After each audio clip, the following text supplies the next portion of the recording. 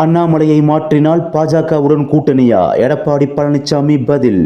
சேலம் மாவட்டம் ஓமலூரில் உள்ள அதிமுக மாவட்ட கழக அலுவலகத்தில் மாநகர் மாவட்ட கழக நிர்வாகிகள் கூட்டம் நடைபெற்றது. கூட்டத்தில் கழக பொதுச் செயலாளரும் எதிர்க்கட்சித் தலைவருமான எடப்பாடி கே பழனிசாமி கலந்து கொண்டு பல்வேறு ஆலோசனைகளை வழங்கினார். பின்னர் செய்தியாளர்களிடம் பேசிய எடப்பாடி பழனிசாமி, கடன் வாங்குவதில் மிகப்பெரிய சாதனை செய்த அரசாக திமுக உள்ளது. இவ்வளவு கடன் வாங்கியும் பெரிய திட்டம் ஏதும் வரவில்லை. ஆண்டுதோறும் கடன் வாங்கி கொண்டே சென்றால் அதை எப்படி திருப்பி செலுத்துவது? செந்தில் பாலாஜியும் சேகர் பாபுவும் அரசியல் வியாபாரிகள். அமைதிப்படை அமாவாசை எனும் பெயர் செந்தில் பாலாஜிக்கு தான் பொருத்தமாக இருக்கும். 5 ஆண்டுகளில் 2 கட்சிகளில் போட்டியிட்டவர் தான் செந்தில் பாலாஜி. திமுகவை செந்தில் பாலாஜியும் சேகர் பாபுவும் எப்படியெல்லாம் விமர்சித்தனர் என்பது அவை குறிப்பில் உள்ளது.